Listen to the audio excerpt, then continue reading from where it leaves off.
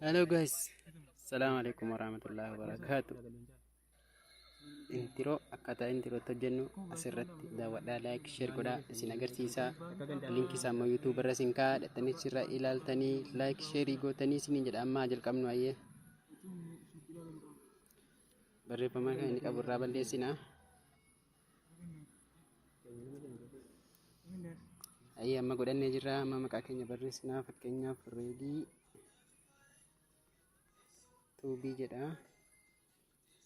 Writing godhaa kanaa booda waan feetan irra kaa'achuu dandeessanii kanarrallee kaa'achuu kalarii fedhe irra kaa'achuu dandeessanii fakkeenyaaf kalarii kanarra kaa'adhaanii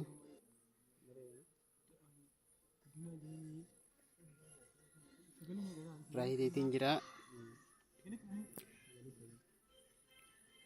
Booda sana immoo viidiyoo waan irratti hidhuu barbaanne shidaa ta'us muuziqaa waan feetan irra kaa'achuu dandeessanii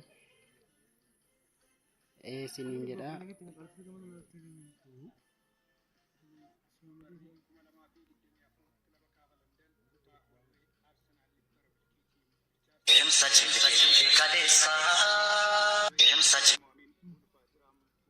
Maan kanarra kaa'adheen jira.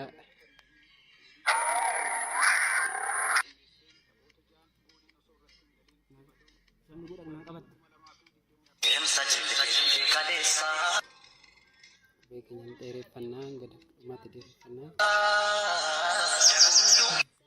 akkanatti viidiyoo keenya sirreessinee rakkachuu dandeenya. Yoo suuraa barbaanne immoo suuraalee itti hidhachuu dandeenya. Illee keessa gallee waan ta'eef rakkachuu dandeenya. Fakkeenyaaf suuruma takka irra kaa'adhaanii akkasiin suuraatti hidhachuu dandeenya. Inshallah marsaa biraatti immoo walitti naannofnee isin agarsiisaa isiniin jedha. Like, subscribe, share godhaa.